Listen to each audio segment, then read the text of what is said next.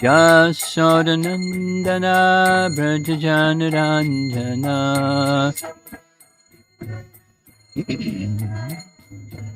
Jasodanandana Brajajanaranjana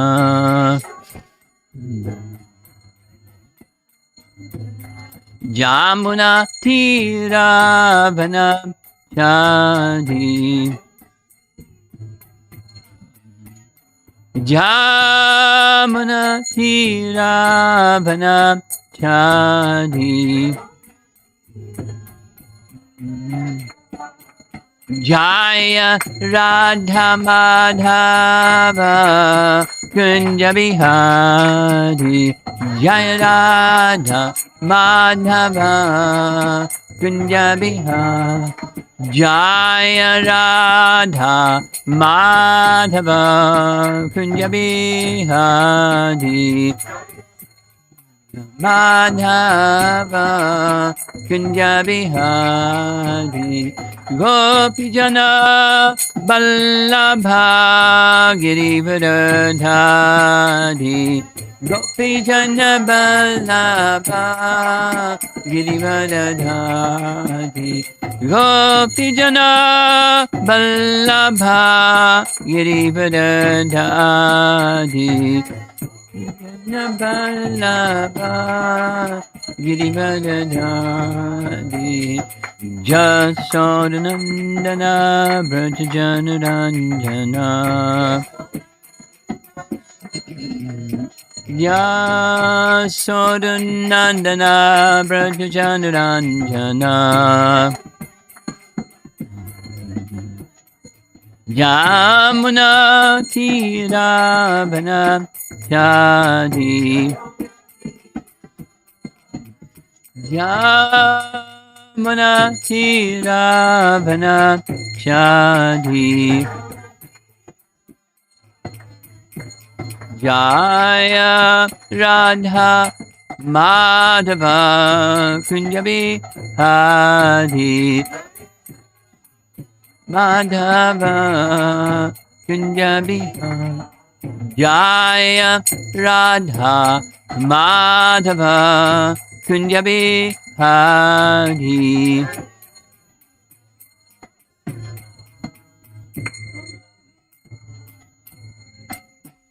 Jaya Vishnupad Paramahansa Parivajagacharya Astatara Satasi Srimad His Divine Grace A.C. Bhaktivedanta Swami Srila Prabhupada Ki Gaur Premanandi.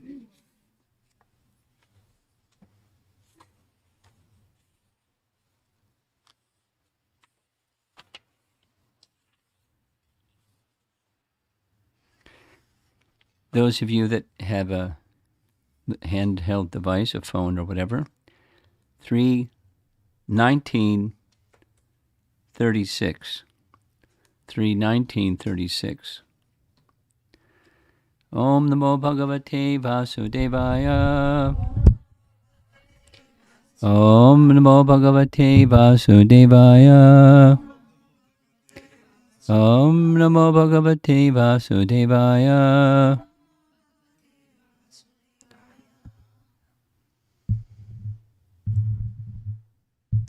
So let's chant responsively.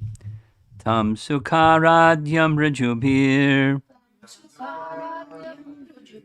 Ananya Sharanair Nribhi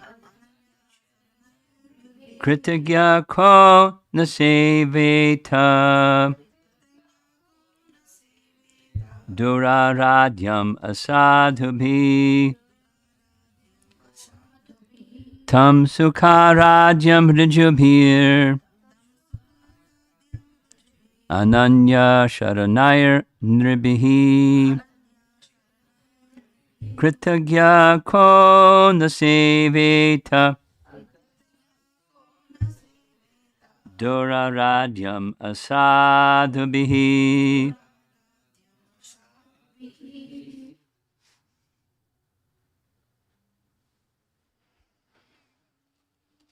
Tam Sukradyam Rujbihe Ananya Sharanayar nirbihi Ananya Sharanayanibihi kritagnaha kona sevata Kritagnya Kona Sivita dura duraradyam ashadubihi Duraratyam Asadubihi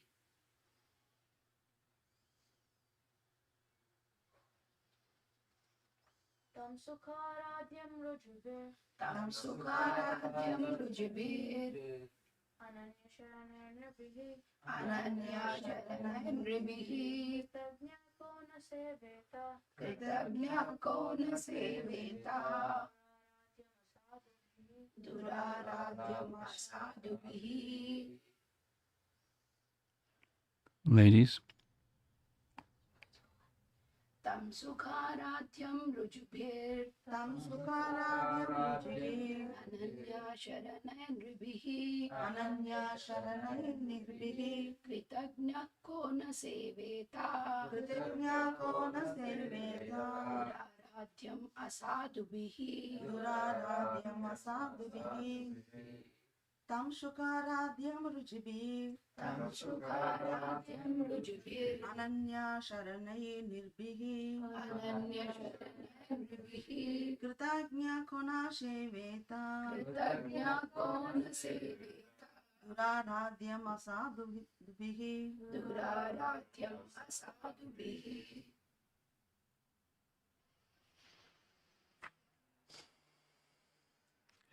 tam unto him, sukha easily, aradyam worshipped, rajubhihi by unpretentious, ananya no other, sharanai one who take shelter, take shelter nribihi by men, kritagya grateful soul, ka what, na not, sevata would render service, duraradyam impossible to be worshipped, asadubhihi by the non-devotees. Translation: what grateful soul is there who would not render his loving service to such a great master as the personality of Godhead? The Lord can be easily pleased by spotless devotees who resort exclusively to him for protection, though the unrighteous man finds it difficult to propitiate him. Purport by Srila Prabhupada. Every living entity, especially persons in the human race, must feel grateful for the benedictions offered by the grace of the Supreme Lord. Anyone, therefore, with a simple heart of gratefulness must be Krishna conscious and offer devotional service to the Lord. Those who are actually thieves and rogues do not recognize or acknowledge the benedictions offered to them by the Supreme Lord, and they cannot render him devotional service. Ungrateful persons are those who do not understand how much benefit they are deriving by the arrangement of the Lord. They enjoy the sunshine and moonshine, and they get water free of charge, yet they do not feel grateful, but simply go on enjoying these gifts of the Lord. Therefore, they must be called thieves and rogues.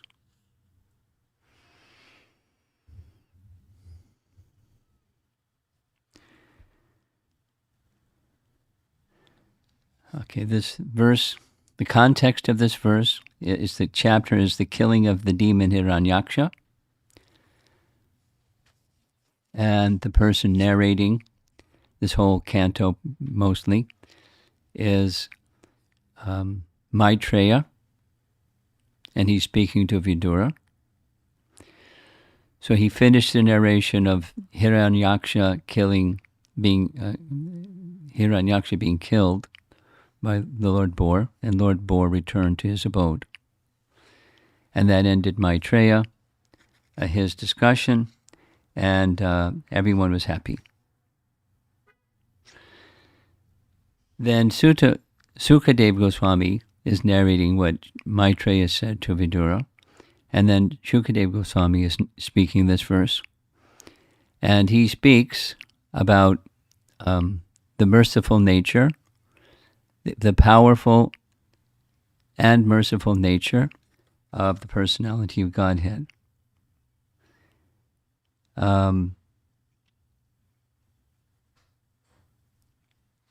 Yeah.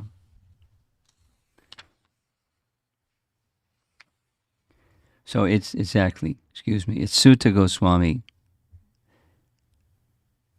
Sutta Goswami speaking what Shukadeva Goswami said, what Maitreya said.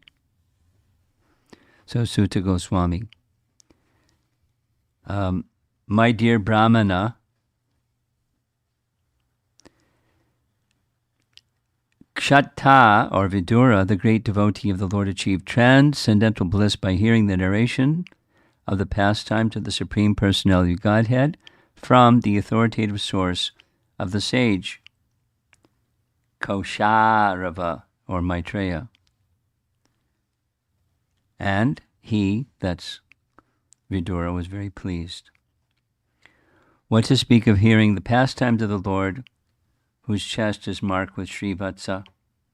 People who may take transcendental pleasure even in hearing of the works and deeds of the devotees, whose fame, the devotees is plural, but whose fame, singular, is immortal. The personality of Godhead delivered the king of the elephants, who was attacked by an alligator, and who meditated upon the lotus feet of the Lord at that time. The female elephants who accompanied him were crying, and the Lord saved them from the impending danger. Then there's this verse. That's the context.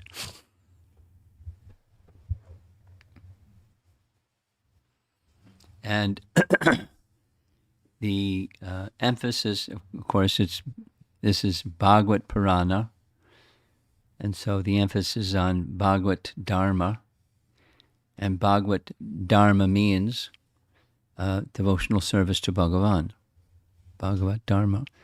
And impetus for devotional service to the Supreme Lord is recognizing his kindness.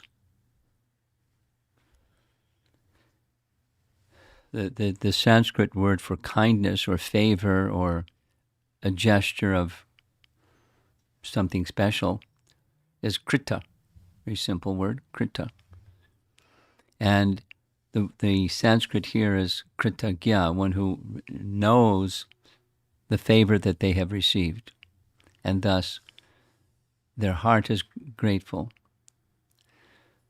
And the example is, the context is Hiranyaksha being killed, and then hearing about Hiranyaksha being killed and the Lord Varaha rescuing others from his harassment is naturally the people are grateful that Lord Varaha killed him because he was making life, the universe, at least the earth planet, but the demigods in heaven were in great distress too. What to speak of all the residents of the earth planet? Who knows what happened to them when the earth was plunged in the Garbhodak Ocean? So they're grateful to the Supreme Lord for protecting them.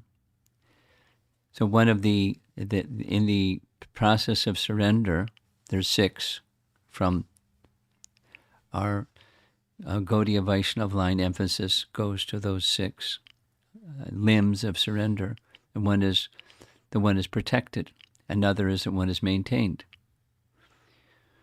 So just these two, protection and maintained. If one recognizes, here's someone who's protecting me, and here's someone who is maintaining me. We can say maintaining means necessities. Like Prabhupada is pointing to, the sunlight and the moonlight and the air we breathe and the water we drink. And without recognizing the source of all those things, one's heart can be not grateful. But one who's recognizing our existence is being maintained by the source of all things, then there's recognition of that. It means gratitude. And when there's gratitude, what do? You can say thanks. Or you can do more than say thanks. You can live a life of gratitude. And Bhagavad Dharma is teaching that life. And so the verse reads, "What grateful soul is there who would not render his loving service to such a great master as the personality of Godhead?" I mean, the in between the Hiranyaksha being killed and this verse is Gajendra. And Gajendra was in great difficulty. It was a life-risking difficulty. And he tried with his own capacity to get out of that difficulty. And he wasn't getting out of that difficulty. Fortunately, he, in his previous life as King Indradyumna, had been engaged in devotional service. So he took to devotional service, and he knew prayers, and he recited the prayers, and he was protected. Now, supposing you don't recite prayers. Supposing in your previous life you weren't exalted King Indradyumna. Supposing. Is the Lord going to protect? Well, he protects, the understanding is he protects according to our turning to him for protection. Supposing you're really strong, and supposing you don't have any difficulties, like you don't have an alligator chomping on your leg. Supposing that's the situation. Will one turn to the Supreme Lord for protection? Or will one have a sense of feeling gratitude because I don't have an alligator chomping on my leg? Or whatever the circumstance is.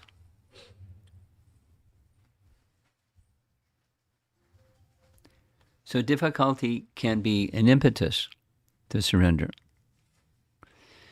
And we don't like we don't like difficulties.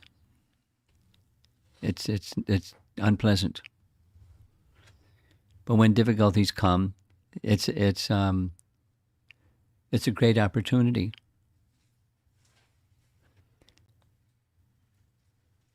I'm reminded of this nice story of Saint Francis. Have you heard of Saint Francis before? No? No? From Assisi? Huh? Yeah, Francis of Assisi. So that's in Italy. And he was very elevated soul. And there's not a lot written about him except that he had an always with him assistant, whose name I can't remember right now. And that assistant kept a journal. And in his journal, there's a description of St. Francis was traveling from one monastery to another monastery, and this assistant was with him. And the whole way, St. Francis was describing what happiness is not. And some people think this is happiness, it's not. Some people think that's happiness, it's not, etc., etc. So his assistant said, then what's real happiness? And his assistant said, or St. Francis said, supposing we go to this monastery and we're turned away. I can't remember if it actually happened or he was surmising were it to happen.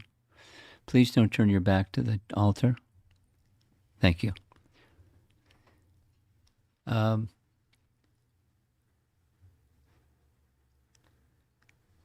Supposing it's a big stormy day and very, very cold and windy, and we get to the monastery, we're soaking wet, and it's very, very cold, and the person that greets us at the door says, "Who are you?" And we say, "We're from such and such monastery.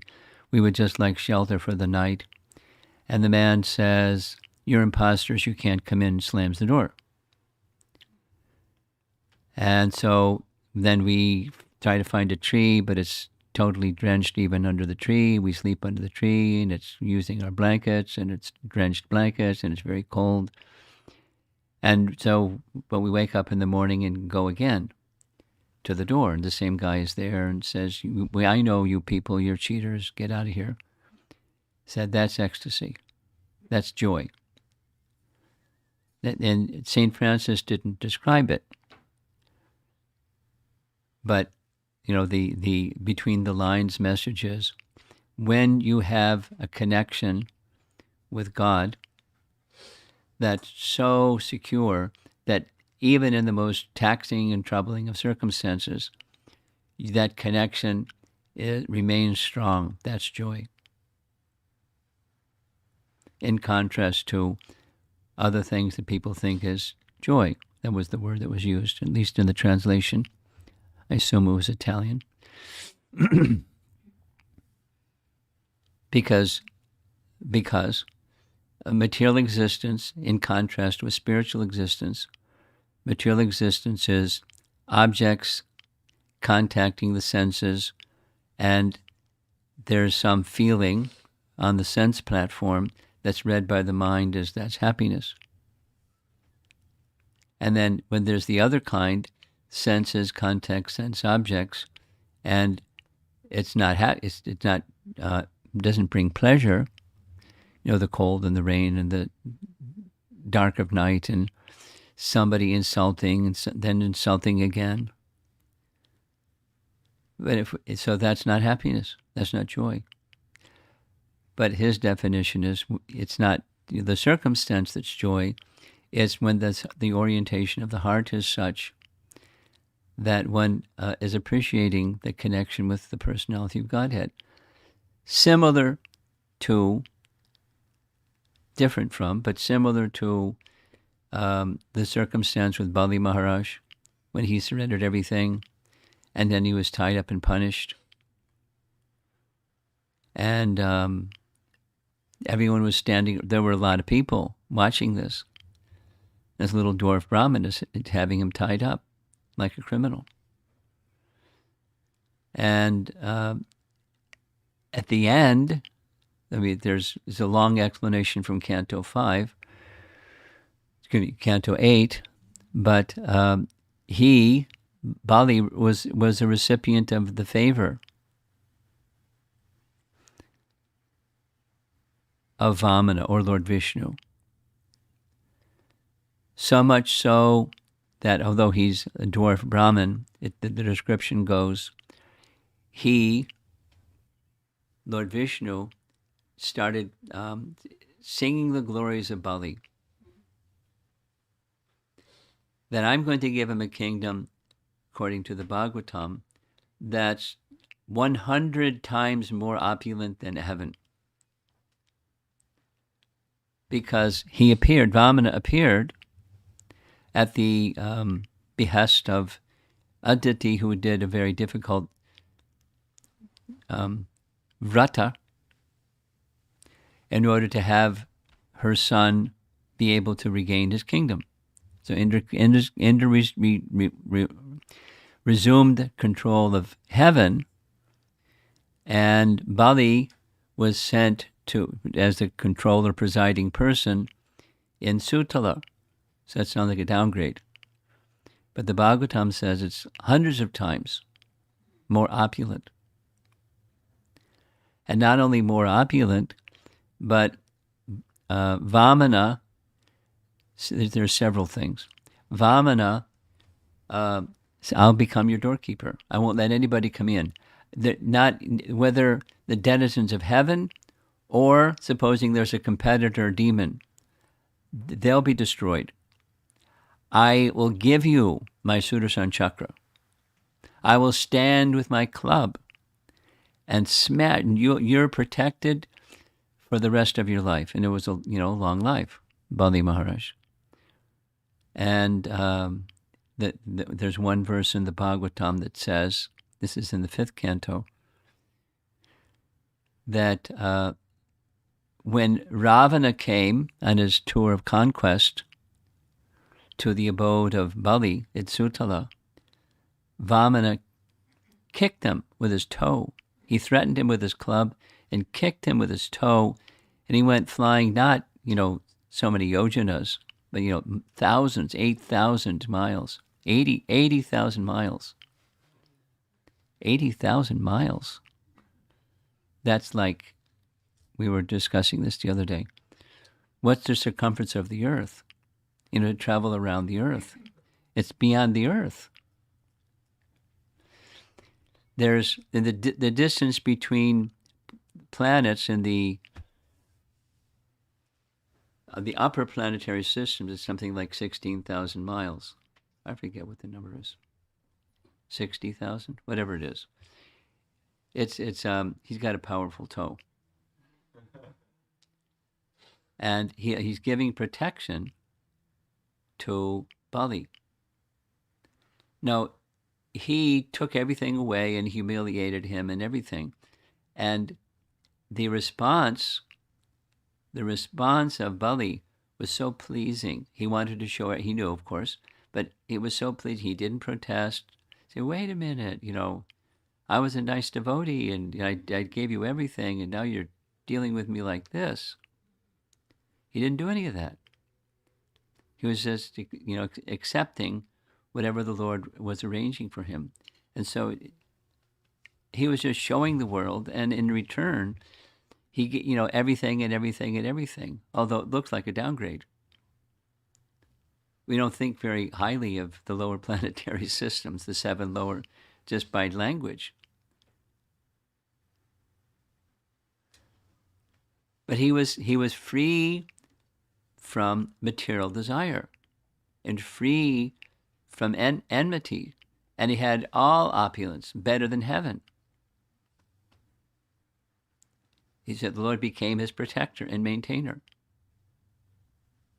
because he saw the Lord in that way. Prahlad, his grandfather, came and said basically, wow, you're so kind. He showed kindness to Bali in some ways, even greater than he showed kindness to Prahlad. I mean, certainly protection. But in any case, both Prahlad and Bali are in our 12 Mahajans category. And they have this quality of recognizing how they're being protected and maintained. And one who recognizes they're being protected and maintained by the Supreme Lord, of course, there's intermediaries or representatives of, but ultimately, whatever any intermediary or representative of can do is from the Supreme Lord. Like the demigods, they're distributing facilities and resources or restricting them under the order of the Supreme Lord. Their power to do that is a power from the Supreme Lord. So they may be worshipped, but it's actually worship that's meant for the source. So this is Sutta speaking to the sages, or specifically to Shaunaka, so he's the singular, the Brahmana. What grateful soul is there who would not render his loving service to such a great master as the personality of Godhead? I mean, there's this nice verse in the 2nd canto, Who would not accept it? A killer of the soul. Atmaha. And there's a lot of people that don't. A lot of people that don't. And they pride themselves in not. Or in ignorance they think they are, but they're not. Because they're interested in, what's in it for me formula. So those are coverings. And they cover that pure consciousness. So that's the other half. The Lord can be easily pleased by spotless devotees who resort exclusively to him for protection, though the unrighteous man finds it difficult to propitiate him.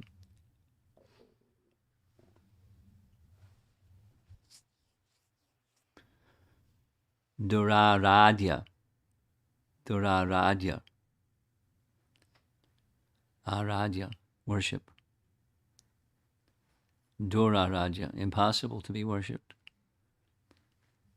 For the asadhubihi, sadhu and asadhu. So sadhus means devotee.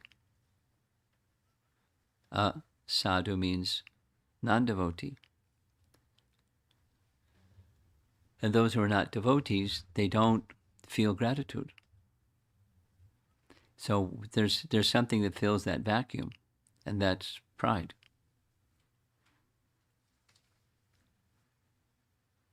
Or the other kind of the flip side of pride is feeling distress and anxiety and all those other kinds of things.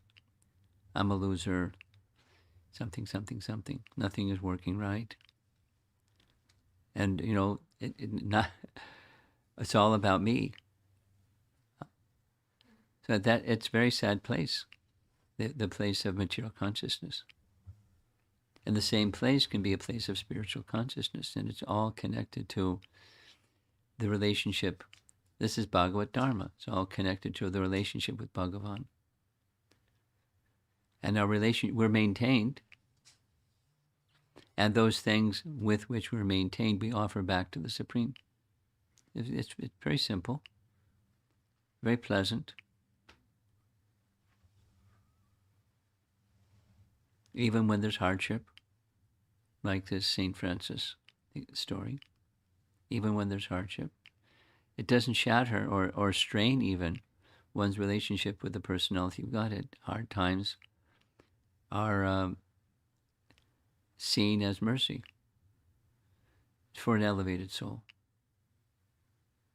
because it strengthens one's shelter-taking and appreciation for the Lord's kindness, as it happened with Bali.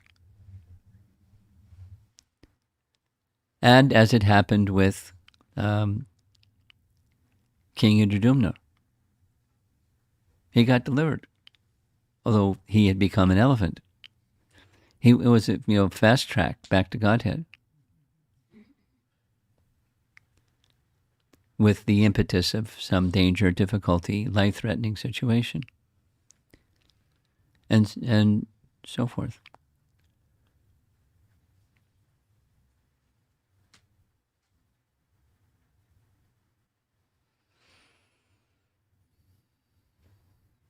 It's a theme throughout the Bhagavatam. Taking shelter in a mood of unflinching service. Whatever the circumstance, service mood doesn't waver. Service mood doesn't waver.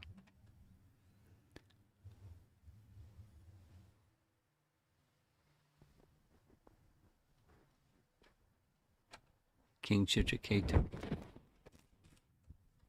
cursed, become a demon, totally misunderstood.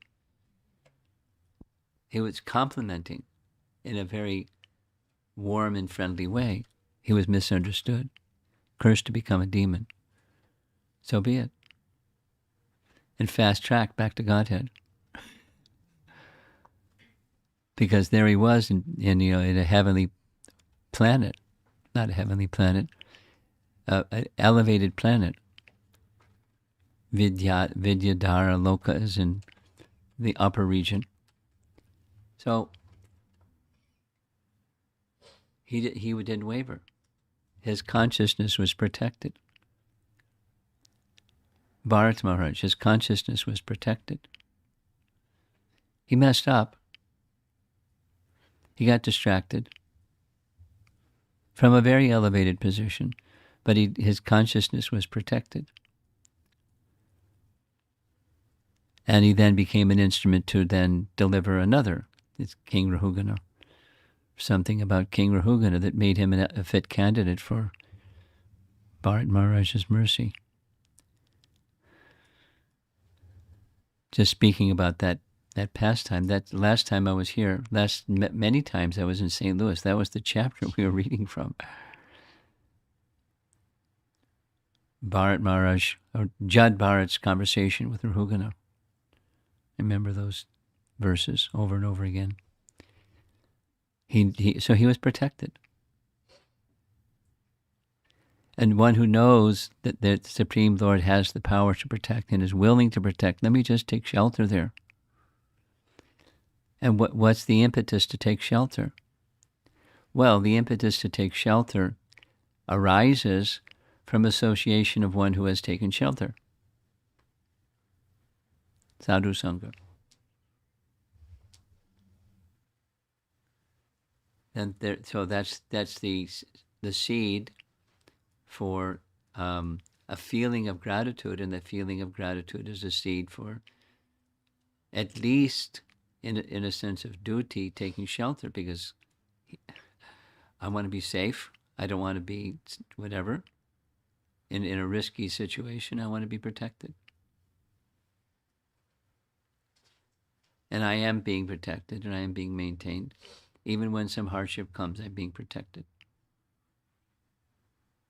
So, there's more things to say, but there's some thoughts.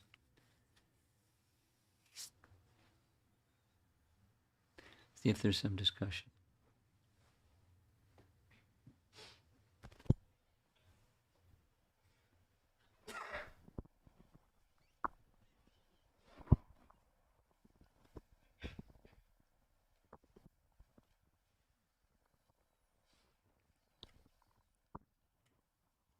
Hare Krishna Maharaj.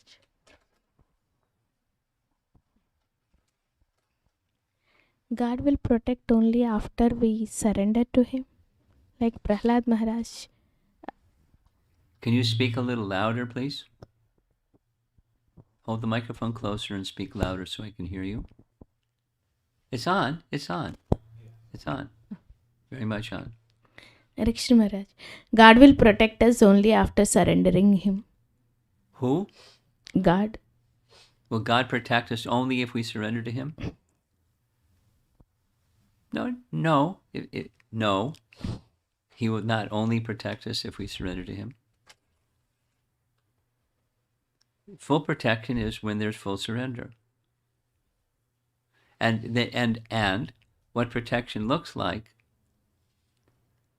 may be different than what protection really is. Let's just take the St. Francis story. Supposing it happened. He was turned away in the midst of a storm. I mean, who's going to do that anyways? Someone comes to your door. But this is a monastery. And he's turned away.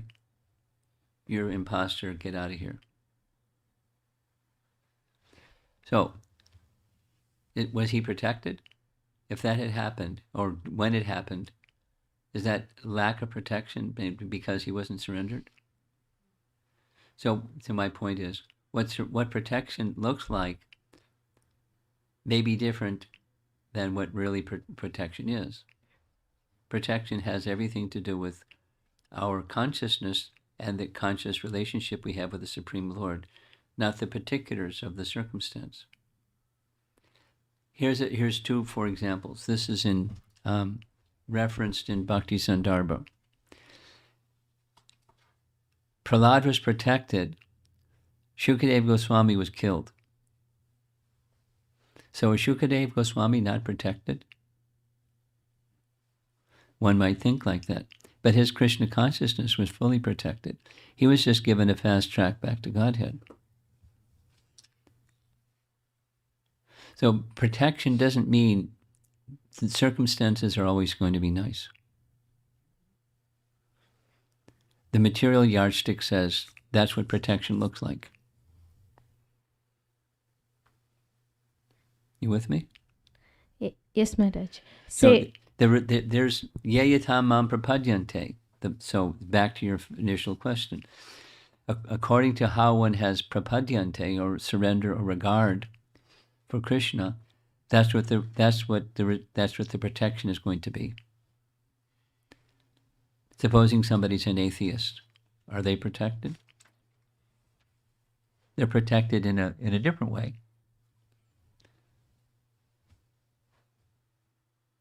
They're given an opportunity to learn, a life of not being grateful to the supplier of all my necessities is a life of suffering, and so that person suffers. It's to help them turn the light on. Go ahead, say something further. You want to say something more? No, I understood, Maharaj. So protection is not really what we think. It is depends. Maybe Lord is like, suppose if someone is completely scolding, but still we are honoring it. I mean, maybe God is making us and practicing that patience. That is also protection. Of course. I mean, there's many ways of describing what protection really is, and that's one of them. It's not the only way.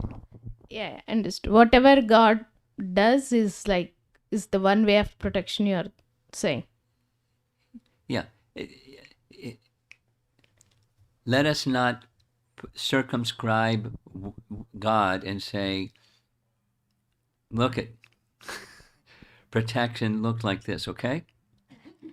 You got your script? Please follow your script, because that's what protection looks like. So you can give so many examples. So many examples. And, he'll protect however he wants to protect. And one who has that connection, the Bhagavad Dharma connection, they feel protected.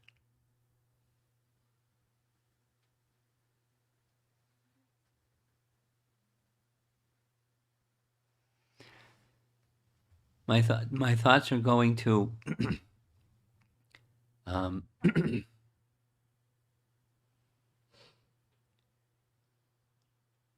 the author of Gita Govinda, Jayadev. There's a nice story, and towards the latter part of Jayadev's life, he wanted to make an offering for his deities, Radha Madhava, on Janmashtami. But he was a Brahmin, he didn't have wealth, but he had writing, so he decided for a month, I'm going to go on a tour and sing and glorify Krishna through Gita Govinda. And on his way back, he had donations, which he was going not for himself, but for his deity. Some robbers found him, took his wealth, tied him up, and tossed him down the bottom of a well. And there he was, in the bottom of a well, probably with broken limbs or something. And some time passed. A king, the local king, went by and went to get water and saw a man at the bottom of the well. He pulled him out of the well. He didn't know who he was. He was just rescuing a man at the bottom of the well. And in course of time, he heard Jayadev speaking Gita Govinda. And then he realized, wow, this is a holy man. How did he get to the bottom of the well? And so in a palanquin, they brought his wife, Padmavati, to be at the king's kingdom. And the king wanted to have a big festival for the people in his land to hear Jayadev sing and recite Gita Govinda. And for the festival, he was in a position of giving charity to brahmanas who came. So those very robbers dressed up as brahmanas. And they were sitting in the audience waiting for their, contribution from the king. Jayadev saw them, and he whispered to a guard, gesturing to them. So they thought, uh-oh, he recognizes we're the robbers. And they got up and ran. And as they ran, Jayadev asked, can you please catch up with them, make sure they get some money. And they caught up with them. And then the robbers said, we just, we don't like to say bad things. We're brahmanas. We don't like to say bad things, but we have to tell you, that person, Jayadev, there was another king in another kingdom, and he knew he was a bad person, so he hired us to, beat him up and tie him up and throw him in the bottom of a well, because he was a bad person.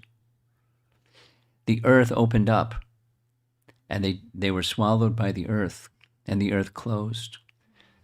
And the constables of the king were like, wow, what was that? They went back and informed the king. The king came to Jayadev. Who were those people?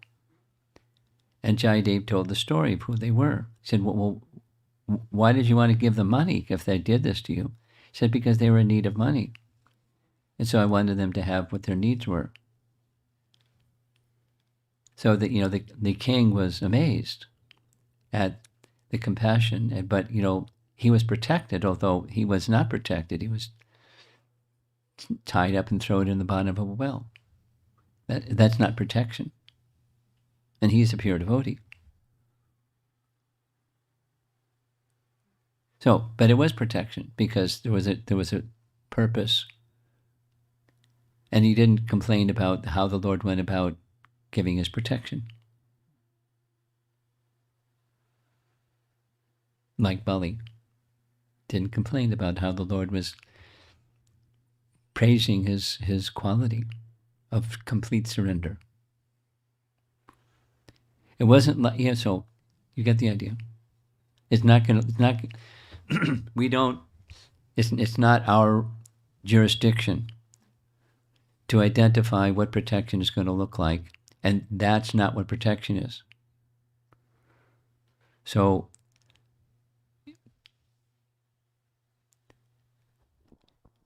what I understood is whatever Krishna says, it is he protect on his way.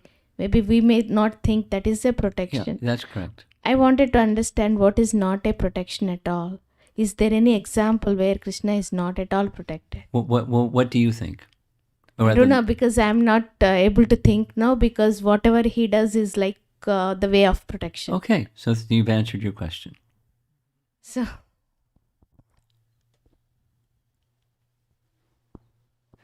proportionate to. So when someone is on the receiving end of suffering, what's called suffering, is that protection or not? Living entities that are sent to the hellish planets because of their sinful activity. There's not just, this world, but, the hellish planets. Is that protection or not? It depends on how you look at it, doesn't it? It meant, there's a purpose. It meant to correct that sinful tendency and give the punishment. So it's protection, proportionate to or in kind according to one's regard. But he's the protector of everyone, just like a loving father is the protector of children. He's the Supreme Father. So the answer to your question is, there isn't somebody who's absent protection, but they'll be put through circumstances that at least give them the opportunity to be corrected. There's no guarantee they can go on doing bad stuff even after being corrected, but the opportunity is there.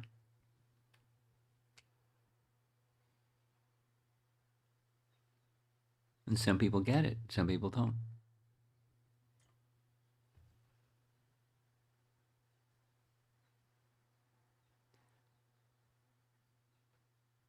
All right?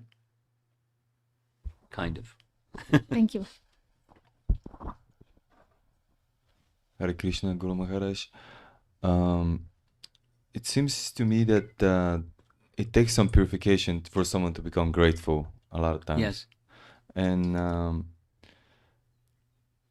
does it always has to happen through some degree of difficulties or suffering for someone to No. get to that level? No. Not necessarily. There's no have to. We don't circumscribe how Krishna gives his mercy. He's merciful. And it can be all kinds of different ways.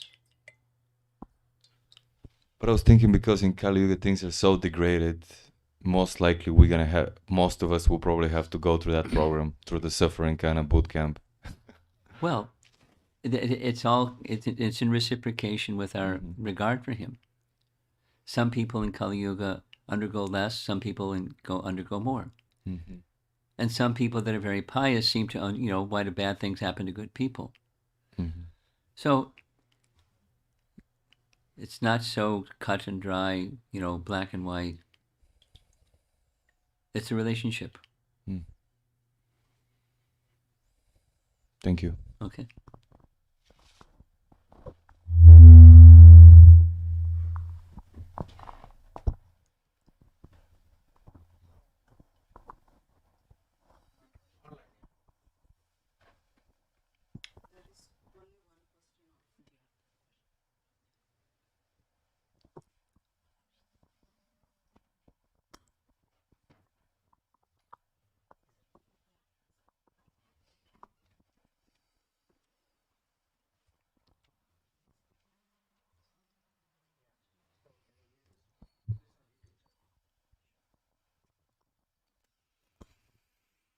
Hare Krishna Maharaj. The question is by Archana Mataji.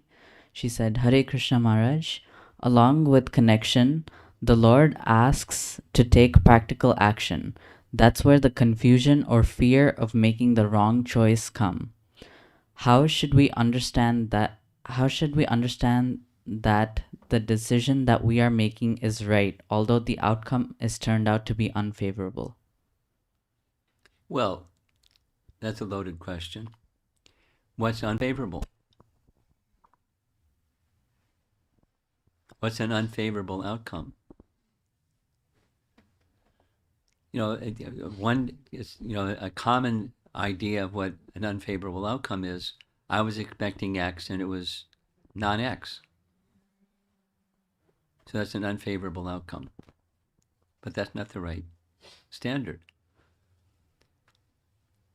The essence of the right decision is the intention, just like the discussion yesterday evening, the intention is aligned with pleasing Krishna. And then that intention is aligned with, to the best of my capacity, instructions of the scriptures, Guru Sadhu Shastra. I make my best effort to align my decisions with Guru Sadhu Shastra for the pleasure of Krishna. And then supposing it doesn't come out the way that I thought it would come out. Well, we can do some course correction in our decision making sometimes, but if not, if it's already done and you can't, go back and redo it, then you accept the consequences, whatever that is, and you go on with your service. And that's a favorable outcome because your Krishna consciousness has been sustained and maintained. And you do the same procedure again and again. Refinement of intention, alignment with Guru Sadhu Shastra. Decisions, if you're not so clear, you pause. If it's real practical to pause when you make a step. If you see it's not going in the right direction, you can redirect because you're not governed by false ego. And if the outcome isn't what you expected, it looks like a very unfavorable outcome for as far as what you thought it would be, you take responsibility. Same. And continue. And with refinement, specific to the relationship, That's the favorable outcome.